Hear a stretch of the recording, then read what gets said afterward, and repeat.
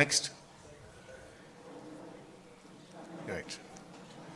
So Kaleshwaram storage capacity Medigadda 16, Annaram 10, Sundilla 8. So అన్నీ కలిపి 141 టీఎంసీల సామర్థ్యం కాళేశ్వరం ప్రాజెక్టులో ఉంది. అయితే ఇక్కడ కూడా ఇంకా ముందు ఎక్స్ప్లెయిన్ చేస్తా. అయితే మన తెలంగాణ రాష్ట్రంలో మనకున్న ఒకే ఒక్క పెద్ద రిజర్వాయరు ఎస్ఆర్ఎస్పి. యాక్చువల్గా ఎస్ఆర్ఎస్పి తప్ప మనకు మేజర్గా స్టోరేజ్ కెపాసిటీ లేదు. ఉమ్మడి ఆంధ్రప్రదేశ్లో తెలంగాణలో కట్టిన కల్వకుర్తి కానీ, నెట్టంపాడు కానీ, భీమా కానీ, కోయిల్ సాగర్ కానీ ఏ ప్రాజెక్టులు కూడా రిజర్వాయర్లు కట్టలేదు. కానీ కేసీఆర్ గారు ముందు చూపుతోని ఇంత బ్రహ్మాండంగా 141 టీఎంసీల రిజర్వాయర్లను మరి పెద్ద ఎత్తున 16 రిజర్వాయర్లను రూపకల్పన చేసి వీటన్నిటి కూడా నిర్మించాం. కొంతమంది అంటుంటారు కాళేశ్వరం ప్రాజెక్ట్ కాస్ట్ పెరిగింది. అంతకుముందు వాళ్ళు పెట్టిన ప్రాణహిత చేవెళ్లలో 141 కాదు, కేవలం 11 టీఎంసీల సామర్థ్యం మాత్రమే ఉండేది. మరి మల్లన్న సాగర్ లాంటి రిజర్వాయర్ 50 టీఎంసీల రిజర్వాయర్ కడితే అక్కడ 13,000 ఎకరాల భూసేకరణ చేసినాం. దాదాపు 8 గ్రామాలకు R&R కాలనీ చేసినాం.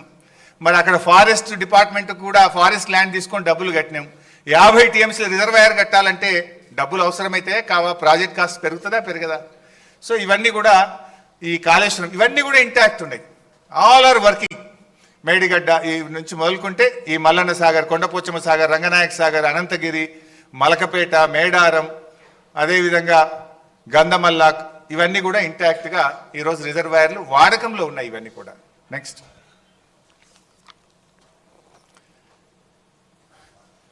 మీరు అప్పుడప్పుడు చూస్తుంటారు రేవంత్ రెడ్డి ఒకసారి మాట్లాడతాడు కాళేశ్వరం మీద 1 ఎకరా బారలేదంటాడు. ఉత్తమ్ కుమార్ రెడ్డి రోజు నిద్రలేసి 50,000 ఎకరాలే బారిందంటాడు. ఇంకొక కాంగ్రెస్ నాయకుడు అంటాడు 1,00,000 ఎకరాలే బారిందంటాడు. ఇవాళ నోటికి మొక్కాలి. ఒక్కొక్క లీడర్ ఒక్క తీరుగా మాట్లాడతాడు. ఇది నేను చెప్తున్నది కాదు. Source submission of irrigation engineers report to the newly formed Congress government. కొత్తగా రాష్ట్రంలో ఏర్పాటైన కాంగ్రెస్ ప్రభుత్వానికి వీళ్ళు కాళేశ్వరం రివ్యూకు పోతే ఇరిగేషన్ డిపార్ట్మెంట్ ఇచ్చిన ప్రజెంటేషన్ కాపీ, ఇది నా సొంత కవిత్వం కాదు, డిపార్ట్మెంటు కాంగ్రెస్ ప్రభుత్వానికి ఇచ్చిన ప్రజెంటేషన్.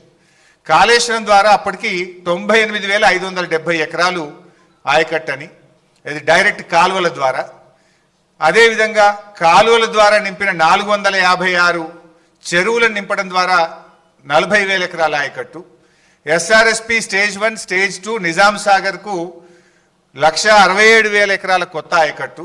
మొత్తం 3,04,766 ఎకరాల కొత్త ఆయకట్టుకి ఇచ్చాం. అదేవిధంగా స్థిరీకరణ 17,08,230 ఎకరాలు స్థిరీకరణ జరిగింది. అదేవిధంగా కూడవెల్లి, హల్దీ వాగుల ద్వారా ఇందాక కేటీఆర్ గారు చెప్పినట్టు ఆ 2 వాగుల మీద 66 చెక్ డ్యాములు నింపితే 20,576 ఎకరాలకు సాగునీరు అందింది. మొత్తంగా కాళేశ్వరం ప్రాజెక్టు ద్వారా 20,33,572 ఎకరాలకు సాగునీరు అందింది. ఇది వాస్తవం. కానీ ఏం మాట్లాడతారు? 1 ఎకరా బారలేదని ఒకడంటాడు, 50,000 ఎకరాలు బారిందని ఒకడంటాడు, 1,00,000 ఎకరాలు బారిందని ఒకడంటాడు. వాస్తవానికి 20,33,572 ఎకరాలకు అప్పటికే సాగునీరు అందించాం.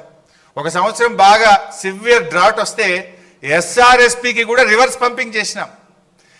మిడ్ మానేర్ నుంచి ఎల్ఎండికి నీళ్లు తెచ్చి ఎల్ఎండి ద్వారా ఎస్ఆర్ఎస్పి స్టేజ్ 1కు, స్టేజ్ 2లో తుంగతుర్తి, సూర్యాపేట, కోదాడ దాకా కూడా కాళేశ్వరం నీళ్లు పంపించి పంటలు కాపాడింది కేసీఆర్ గారి ప్రభుత్వం. సో ఇది అంతా కూడా ఇది వాస్తవమైన రిపోర్ట్. ఇది ఇరిగేషన్ డిపార్ట్మెంట్ ఇస్తున్న రిపోర్ట్. కానీ కాంగ్రెస్ నాయకులు ఎకరం బారలే 50,000 బారింది అనేటువంటి ఒక దుష్ప్రచారం చేస్తున్నారు. ఇది one point. Next. So Godavari నది మొత్తం 1,465 కిలోమీటర్లు ఉంటే మోర్ దెన్ 50%, 750 కిలోమీటర్లు మన తెలంగాణలో ప్రవహిస్తుంది. అయితే ఉమ్మడి ఆంధ్రప్రదేశ్లో కొన్ని జీవోలు ఇచ్చినారు అప్పటి ప్రభుత్వం. మొత్తం అంటే అప్పుడు బచావత్ ట్రిబ్యునల్ ఏం అవార్డు ఇచ్చిందంటే పైన రాష్ట్రాలకు నీళ్లు కేటాయిస్తూ all water belongs to the state of Andhra Pradesh అని చెప్పారు. అంటే అప్పుడు దిగువ రాష్ట్రంగా మనం ఉన్నాం కనుక ఇక మొత్తం నీళ్లు వీలయ్యాయి అని చెప్పిండ్రు. ఆ మొత్తం నీళ్ళలో అప్పటి ఆంధ్రప్రదేశ్ ప్రభుత్వం 1,480 టీఎంసీలు కేటాయిస్తే అందులో 969 తెలంగాణకు, 400 మిగతాది 969 కాకుండా మిగతా 500 ఆంధ్రప్రదేశ్కు కేటాయించింది. అంటే ఏ రోజు కూడా మనం 400 టీఎంసీలు కూడా వాడలేదు.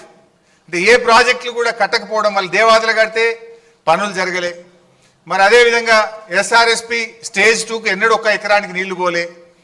అయితే అప్పుడు తెలంగాణ ఉద్యమం కేసీఆర్ గారి నాయకత్వంలో ఉమ్మడి బాగా ఉధృతంగా జరుగుతూ ఉంటే ఆ తుమ్మిడిహట్టి దగ్గర ప్రాణహిత అనేటువంటి ప్రాజెక్టుకు రాజశేఖర రెడ్డి గారు శంకుస్థాపన చేసిండ్రు. అది కూడా ఆదరబాధగా అప్పుడు జలయజ్ఞం చేసి ఆంధ్రప్రదేశ్లో పోతిరెడ్డిపాడును పెంచి నీళ్ళు తీసుకుపోయే ప్రయత్నం, ఆంధ్రప్రదేశ్ పోలవరం